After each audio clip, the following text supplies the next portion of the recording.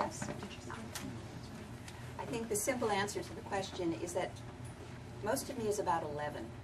You know, I didn't get much older than that, and I'm just endlessly curious about almost everything. Well, Dawn Light is full of appreciative meditations organized around the seasons, and it explores science, world religion, art history, poetry, beekeeping, because my neighbor has 90,000 bees that he keeps. And when I say my neighbor, I don't mean, you know, down the road a piece or a mile away or anything like that. I mean 15 feet away from the property line, 90,000 working bees. Has anybody heard of water-made bees? Well, I hadn't either, until I discovered that some of his bees would come over to the pond, and they would swoop down and ladle up water and take the water back to cool off the hive. So we were visited all the time by these wonderful bees who were also busy pollinating. So I became kind of interested, and I put on what's called a Neil Armstrong suit, a little beekeeper outfit, and got to know them a little bit better. There are also organic farmers in the book, a lot of etymology and all kinds of other subjects, but especially it's about the healing power of nature in troubled times. Several years ago, when my husband was hospitalized for weeks with pneumonia, I didn't know if, when, or how he'd recover, and life felt calamitously off balance, as if I were on deck in the midst of a chaotic storm. Long tentacles led into and out of him. His fever kept spiking, and there was nothing I could do but wait and wither. Most of all, I needed pockets of calm and continuity, and so I returned home at night for a fitful sleep, and first thing each morning, I turned to the wonders of nature. For me, that's where worry takes a holiday and the earth feels solid underfoot. Lured out of bed each day by the dawn, I'd stroll around the yard and pay attention to the dew or the frost. I love to watch bees wake up, and I really recommend this. Bees can't fly unless it's warm enough for their flight muscles to work. And so if they don't make it home to the hive at night and it starts to get cold, they have to just stop and sleep wherever they are. But that means that in the morning you can creep up on them, you know, on the big fat bumblebees, and watch as they wake up. And they do a little hokey pokey kind of thing, you know, and kind of get themselves going. And it's fun to watch that. I love to watch the snails in the garden, partly because when they mate, they have, in their, you'll pardon the expression, quiver, they keep love darts, like little calcium arrows that they pull out and use in mating. That's kind of fun. I like to rattle the seed pods and enjoy the changing shadows, listen to the building crescendo of birdsong, and then watch the riot of pink and purples low on the horizon, and at last the silent gold fury of the sun levitating in the sky. It was always there, always right where I left it, and always on time.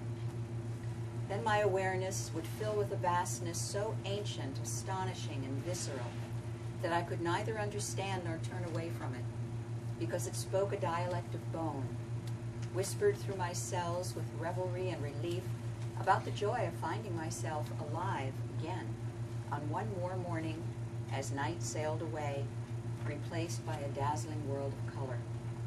Even in cheerful times, but especially during periods of suffering or uncertainty, we need to find enriching ways to transcend. For me, that has always meant losing myself in nature, which doesn't have to include waking at dawn, if you don't care to. In my case, in the past, it's included things as exotic as swimming with whales in Patagonia, but also as ordinary as watching a grackle. Maybe a grackle strutting on the curb and whistling as if he were hailing a cab, or as unexpected as a wren nesting in the pants I washed and hung out on a line to dry. Plunging into such moments with curiosity and an open heart always refreshes my spirit, especially if I allow myself to play. I say allow because when someone you love is suffering, then any form of play or pleasure can feel like a betrayal in some way. But the play I'm talking about isn't ha-ha kind of play. It's more like deep play. It's more of a high-focus way of observing something with so much aliveness and clarity that the rest of the world just disappears. For a few moments, anyway. It means being fully present and really paying attention. There are several people from history who appear repeatedly in Dawn Light. One of them is a 10th century Japanese court lady and paramour and poet named Sei Shonagon, who put together what's called the Pillow Book. And another one is Claude Monet, because he really knew how to pay attention. On a chilly morning in 1892, Claude Monet settled his easel beside an open window in a rented second-story room in Rouen and began painting the Gothic cathedral across the street, a soaring mountain of architecture that he fondly referred to as his cliff. He had just finished his Haystacks and Poplars series, in which he'd lavishly recorded the fugitive spell of dawn, noon and dusk too, alighting on a field. By layering two-dimensional canvases with three-dimensional paints, he hoped to reveal a fourth dimension, time. The older I become, he wrote to his friend, the more I realize I have to work very, very hard to reproduce what I'm after, the instantaneous.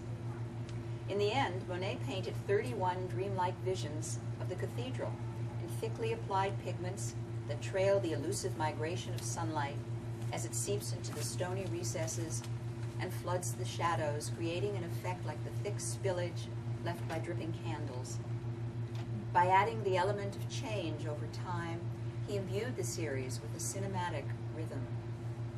Rising at 5 a.m. every morning, Monet was very much a man of the dawn, and there were infinite dawns for him to capture, solidify in paint, and hang in the gallery of memory like souvenirs from neighboring countries, each with its own climate. 60 vagabond dawns live in each minute, 30 ripening dawns in half an hour. Can one capture time fragments? Surviving the death of an adored son and a beloved wife, Monet must have known how impossible that was. And yet he painted as many as 14 canvases simultaneously in his rented rooms, recording the dynamic semblances of light. It was perceptions that he chronicled, the atmospherics of living, rather than the reality of objects. As photons rain on stony edges, a cathedral changes in the mind, seamlessly, right up to that standstill when one's universe dies and one's conversation with the sun ends. But until then, there are only spells of being so fleeting that it's nearly impossible to retrieve them. Even with the impasto of memory, they simply vanish into the psyche's library of lost things. Once the brain recognizes something, all it has to do is just notice something. Then we're primed to recognize it even faster the next time and faster after that, until we needn't look at it carefully again. That also, unfortunately, is true with people, that the better you get to know them, sometimes the less you pay attention to all of the little details about them, maybe that first attracted you in the first place.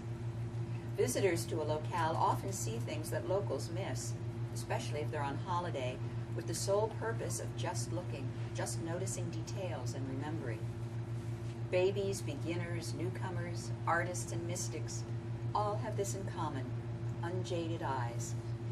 Maybe that's why artists so often feel like outsiders. In every sense, they are perpetual tourists. Our perceptions fly under the radar most of the time, unless an artist like Monet wakes us up and says, "Pay attention.